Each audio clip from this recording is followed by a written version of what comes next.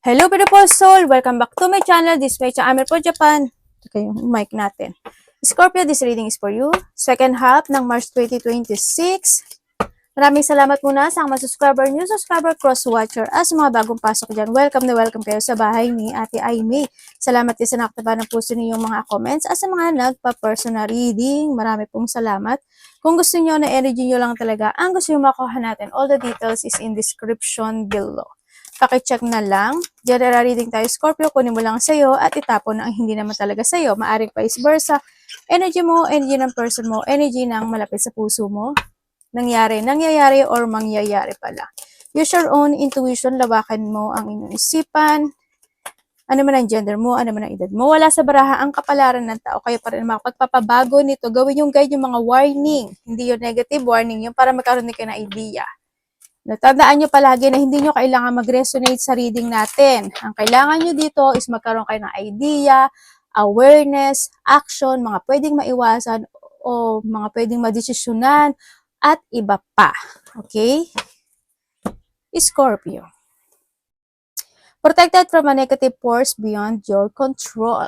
Pwedeng may tao na gusto kang protektahan or ikaw ito, gusto mong protektahan yung tao na to. No? And syempre, when it comes sa protection din, nandun din yung point na may mga, you are protected, no, ng iyong guidance, yung angels mo, sa nakita ko dito, sa mga negative force na nasa paligid mo. Yun. Or pwede rin nandun yung point, kasi di sa malaki, ito maliit. Kumbaga nandun yung point na may tao talaga na they want to protect. Ikaw ito sa kanya or siya ito sa iyo. Related ka ba kay Taurus? Yung ba sinyo, alam mo yung nandun kayo sa point nyo, mga Scorpio, na nagpapaka-strange kayo kahit na deep inside sometimes is nagiging mahina kayo. Or hindi man siya nagiging mahina, siguro may mga sitwasyon na hindi ka makapag-focus, o kaya may mga bagay pa kayo na gusto nyo gawin, hindi nyo magawa, pwedeng nandun sa point. Or maybe there's a bull, and the cobweb is you need to protect yourself. No? Talaga. Hindi lang, wag ka lang umasa sa angels mo or sa mga nasa paligid mo, but you need to protect din yung sarili mo. Sa mga iniinom, kinakain, sa mga nasa paligid at mga nakakausap mo. Why? Kasi meron tayong dagger. Yeah, dagger din, ano. May mga fears, worries, and tense situation na pwedeng maganap o mangyari sa iyo. Kung saan aspeto ng buhay mo yan. And syempre, meron daw mga isi-celebrate. Kung ano man yan, congratulations, celebration, fun, and enjoyment. Pwedeng may mga union, happiness, celebration, pagkikita-kita, kung ano man yan. No? Malaki o maliit man yung situation na yan. Change for a better, di ba? Sabi ko sa iyo kanina dito siya, Yan. Andun yung point din na there's a transformation happen into your life. Or maybe, kailangan mo talaga magkaroon ng transformation. Physically, emotionally, spiritually, kung saan man yan, materially, ano. Kung saan mga aspeto ng buhay mo yan, no? Yan. Transformation is needed or you need to transform or may mga change for a better. Lalo na kung may mga health issue kayo, o kaya someone who's connected sa'yo, o kaya yung, kung ano man yan, alam ko na alam nyo na yan. And we have the wealth. When it comes sa wealth, hindi lang naman kasi siya related siya sa pera. Siguro it's more on sa iba sa inyo kasi we have the cobweb din. Siguro it's happiness or kasiyahan na magaganap o mangyayari connected ang mga taong nasa paligid mo, pwedeng kapamilya mo, karelasyon mo, mga apo, anak, kapatid, yan, nandun sa point. Kasi meron din tayong tankward, no, sa iba sa inyo. Siyempre, sa iba sa inyo is, when it comes to a butterfly and the wealth, siguro hindi yung point din na need for a better change talaga pagdating sa pag-organize when it comes sa kaperahan mo. Mas maging, alam ko na organize ka, mas magbigay ka pa ng effort, kumbaga, mas protektahan mo pa siya, no? Kumbaga, ibig sabihin din kasi is maaring may tao na hindi magiging good or hindi good yung energy niya pagdating sa iyo, lalo na pagdating sa pera. No? And mag-ingat ka na lang. Depende sa inyo paano i-handle yan. Kasi ikaw rin naman na magdidesisyon yan sa bandang huli. And we have the mountain, major challenge to overcome. May mga major challenge na ma-overcome mo na Ibig sabihin, kung saan aspeto ng buhay mo yan, kasi ito challenge yan, obstacle yan. Pero, andito kasi si butterfly, kaya yung iba sa inyo is, you need, no? Yun ang sinasabi dito. And October, pwedeng October is, birthday niyo rin, di ba, October? October is birthday mo, or may makakilala ka pa na October ang birthday, or andito yung point na 10 minutes, 10 hours, 10 days, 10 weeks, or 10 months, or by October, there's a changes happen into your life. Pwedeng sa wealth, pwedeng sa kaperahan, pwedeng sa business, pwedeng may mga ma-overcome ka talaga ng obstacle, or may mga tao na magiging okay na ang lahat, na magkakaroon ng mga recovery, or nahando yung point na may changes na talaga na mangyayari sa'yo dito, no? Kasi this is a changes. Pagbabago kasi ng klima yan sa nakikita ko sa'yo dito. Hando yun talaga yung kailangan ng pagbabago. And, ayun, tingnan mo, may pangil siya, bear. Danger, especially in money matter. Ayan na nga ang sinasabi ko sa'yo. Mag-ingat ka, ibig sabihin, may tao na may masamang pakay sa'yo pagdating sa kaperahan. Or if this is you, medyo iwas ka na lang din sa mga habit na pwedeng mag-cause ng obstacle pagdating sa pera, no? Kung saan man yan. Sa iba sa inyo is may tao na sneaky person na masama ang pakay pagdating sa pera sa'yo. Diba? Mga tao mapagpanggap, ganyan. Ingat ka na lang, no? Sa iba sa inyo, ay, pera, coin, money will be coming to you. Congrats, no? Sa iba sa inyo. Pero sana wala na lang to, no? Sabi ka. Kasi kung ito, wala to. Okay, tsaka kung ito lang, napaka very good. Lahat kayo is positive. Pero lumabas kasi si bear tsaka si butterfly, ibig sabihin yung iba dito, this is the time na mas maging matalino ka talaga para ma-overcome mo yung mga challenge na yun. Para itong wealth tsaka coin na to is, tsaka October na to, tsaka itong mountain is makamit mo talaga, no? Something need to transform, something need to protect ang sinasabi dito. Pwede rin na doon when it comes to a cobweb is may mga tao na dapat protektahan, alagaan, may pagka-sensitive. Hindi ko alam who's this person sa buhay mo. Siguro hado yung point of sensitivity. Something need to value, no? Yun ang nakikita ko dito. Congrats sa money mo. Siguro, pagdating sa money mo, nandun ka talaga sa point na, okay, eto na, mag-iipon na ako, mas magiging organized na ako, hindi na ako magpapaloko, ganito, ganyan, ganon. It's very good, kung ganun man ang iyong, ang iyong energy. Energy ni Scorpio.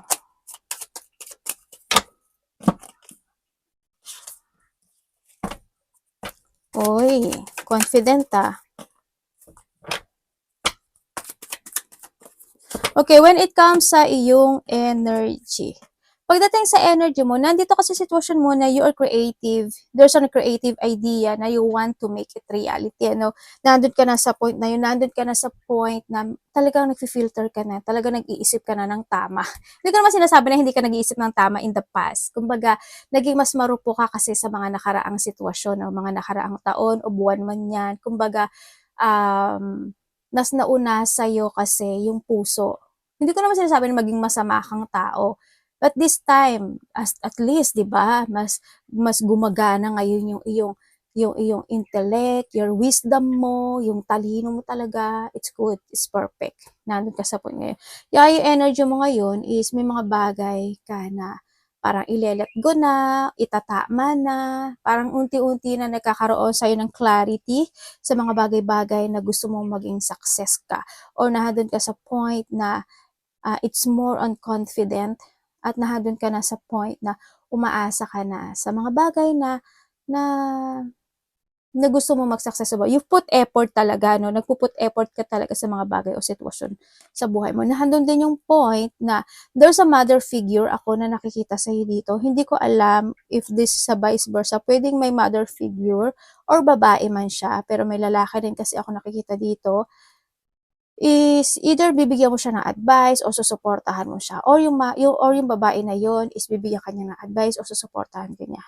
Meron din ako nakikita na energy mo, may tutulungan ka ata or may hihingi ng tulong. Or ikaw ang hihingi ng tulong. Pero you need to see the fact of the situation, ano? Karapat dapat talaga niyang kung karapat dapat talaga ng tulong mo, no? You need to see the fact. And then also is, there's an offering situation. Hindi ko alam kung ikaw ito or someone who's connected sa'yo, may offer ako nakikita sa'yo. Andun din yung point na magiging very creative ka actually this time. Yan. Magiging very creative ka, may mga i-move forward ka this time, nahandun yung controlling mo na sa sarili mo, mas magpo-focus ka na this time to be stable. Very good. Tingnan natin ang anong parating kay Scorpio. Ay, namatay yung iPad natin. Tapos na pala. Parating kay Scorpio, please show me. Uy. Gandara. Ano po to, universe? Okay. Okay, parating sa iyo. Okay.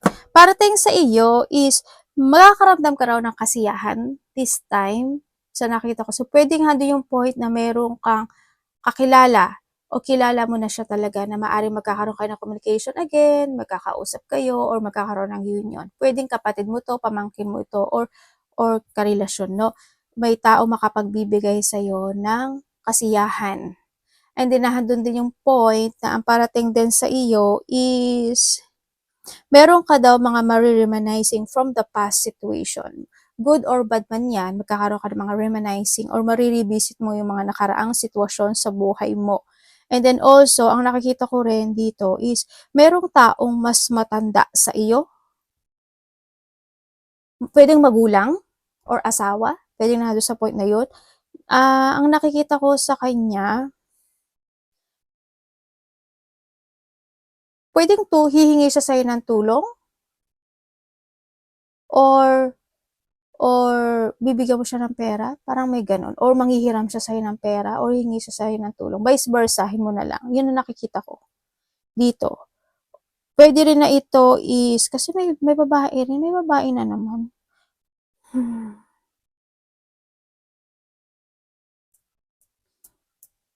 Iba dito, marami daw kayong gagawin na mga multitask or multiple priorities. May paghihintay, hindi ko alam kung may hinihintay ka ba, Scorpio. Iba sa inyo parang may hinihintay kayo. Parang nahandun din yung point na magkakaroon ka daw ng sitwasyon na on and off. Ganyan.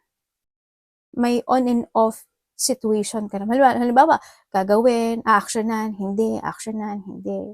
Parang back and forth. May mga ganong sitwasyon. May gagawin ka daw. Also, ang nakikita ko sa iyo dito is may mga new idea or mga new opportunity na darating sa iyo.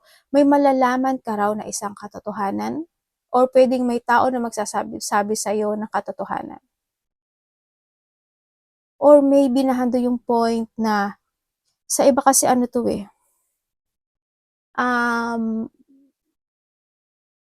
Merong isang situation na parang gusto mong i-develop. Yun na hindi ko alam what way eh.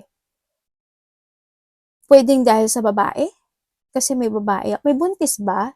Kasi may buntis ako nakikita. Hindi ko alam kung sino yon.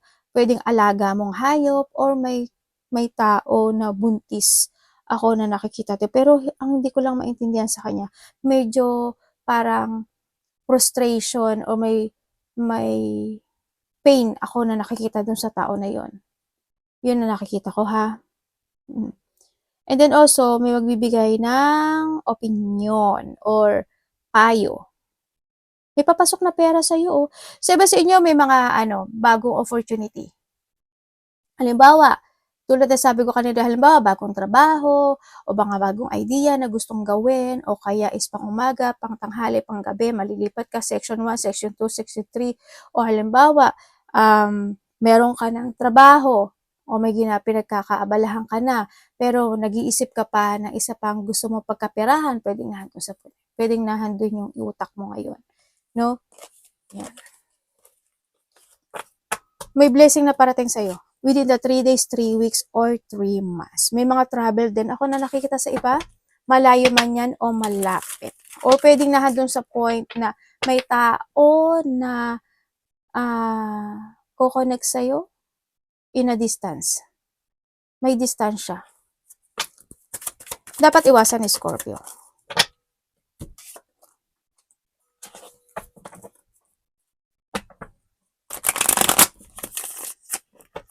Anong ibig ko sabihin?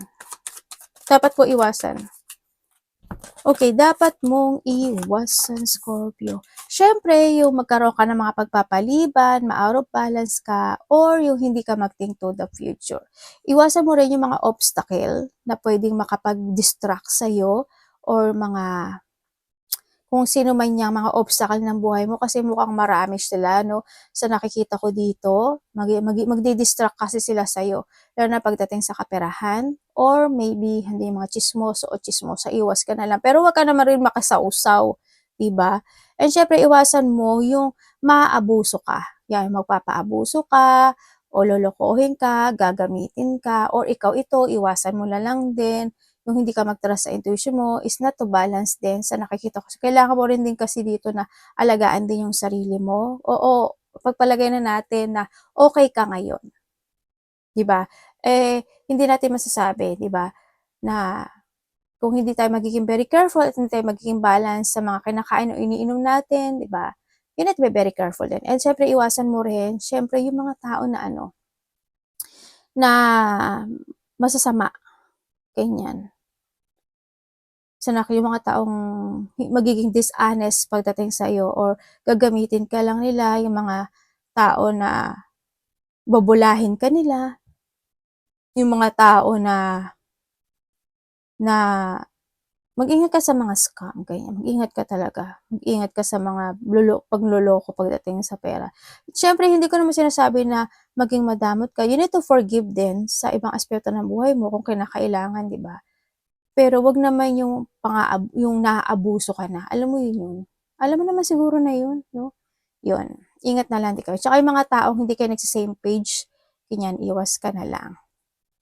No, yung mga taong hindi very supportive, iwas ka lang. Mag-trust ka lang sa intuition mo dito, oh. Tingnan natin ang love. Kapatid, anak, magulang, karelasyon, kaibigan, pamilya.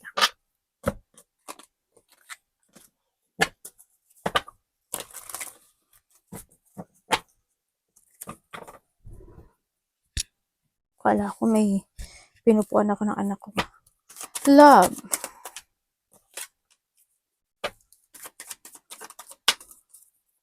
Okay, kung single pala. Kung ikaw is single. Talaga. Okay, yes, meron naman ako nakikita sa'yo, no? Pwede itong tao na to, kilala mo na to. Siguro itong tao na to, ano siya, medyo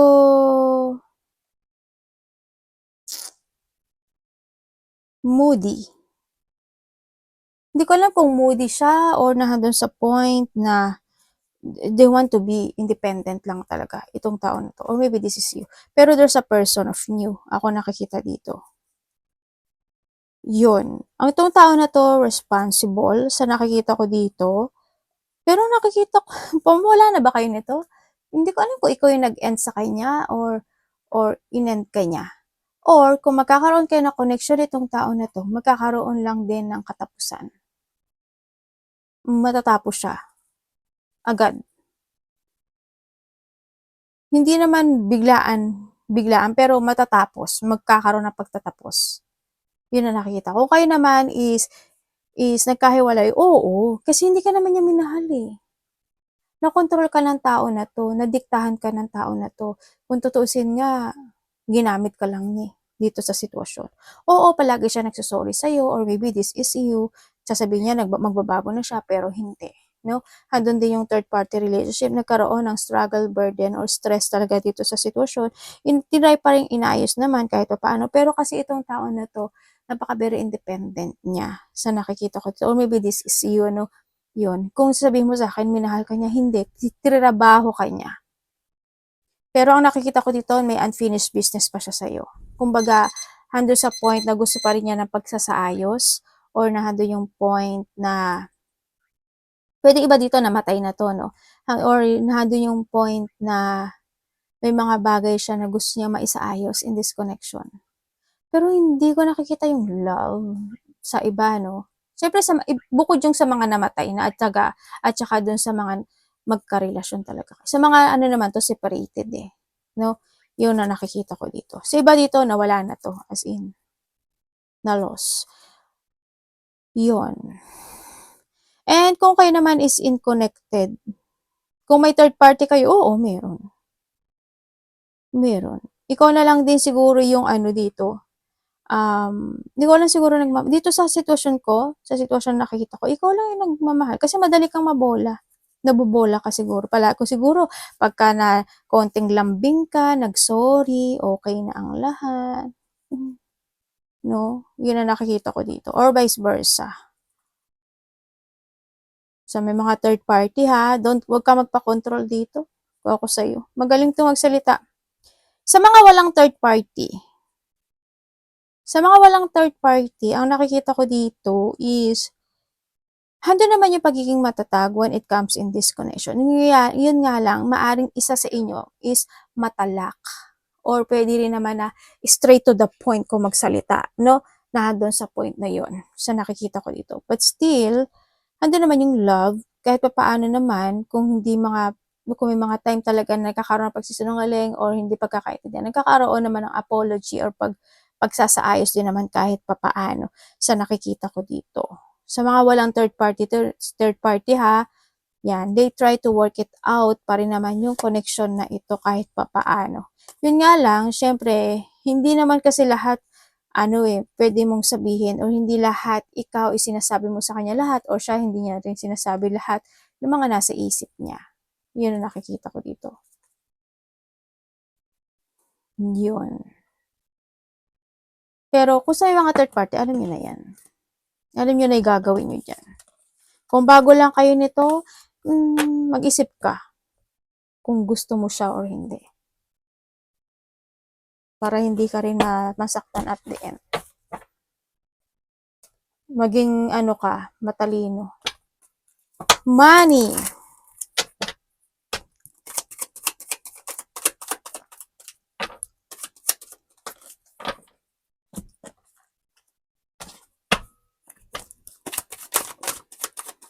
Sa iyong money.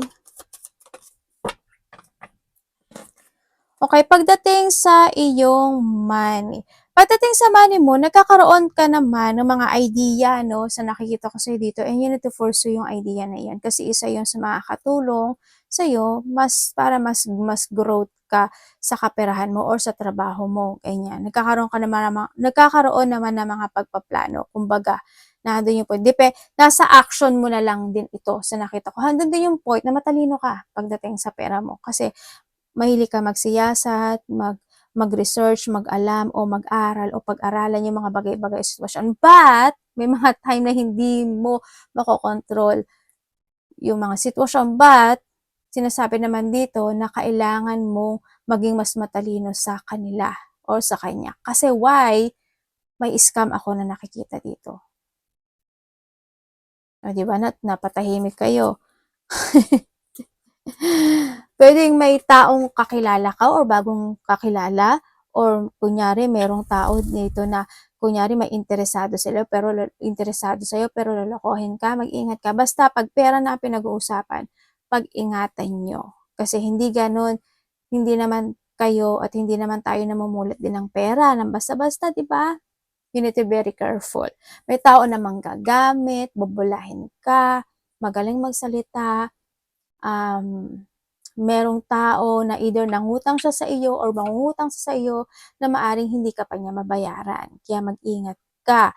And then, kung may mga debit card situation or mga card kayo dyan, pag-ingatan nyo. Huwag kayong pindot ng mga link, no? May nakikita ako mga nagpipindot dyan sa mga, tsaka yung mga nyo, if you have a bad habit na, eto, libre to, eto, mura ito. Hindi po yun, as in, scam yun, hindi siya totoo. Kaya ingat kayo sa mga ganyan situation, no? Baka ma-scam talaga kayo. Meron din ako nakakita dito na aabusuduhin ka pagdating sa kaperahan or nando yung point na i-undervalue ka niya sa iba sa inyo. Ganun. Mag-ingat na lang kayo. Binibigyan ko na kayo ng idea, 'di ba? Para hindi kayo ma-scam, maiwas kayo. Anak, baba muna, anak. May isa pa tayo. Ano yung gumin ni? Advice. You need to be very careful. Sabi dito, magplano ka daw maigi. Depende daw ito. It's up to you to make it happen. Yung growth na pagdating sa kapera mo, it's up to you. Iba sa inyo, maaaring may business kayo, malaki man o maliit yan. Kaya ano mga idea mo, i-force mo yun.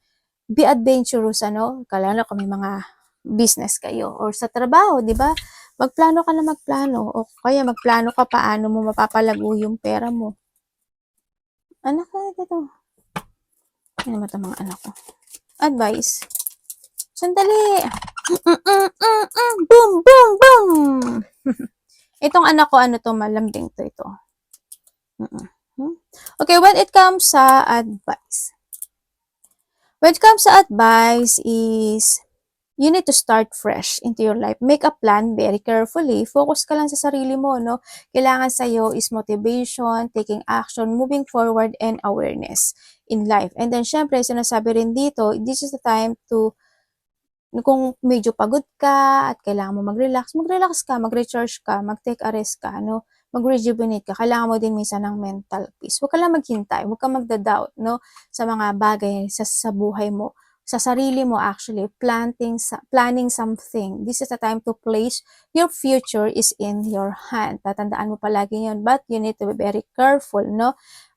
Syempre, is kailangan daw sa'yo is renewal or pagbabago kasi may mga blessing talaga na darating sa'yo. Be creative and nurture yourself. Alagaan mo yung sarili mo at mahalin mo yung sarili mo. Kung kailangan mo mag-exercise, maglakad-lakad, or kung ano mga activity na pwede mong gawin, jump to your passion is needed. Syempre, ang sinasabi rin dito is, do your fashion.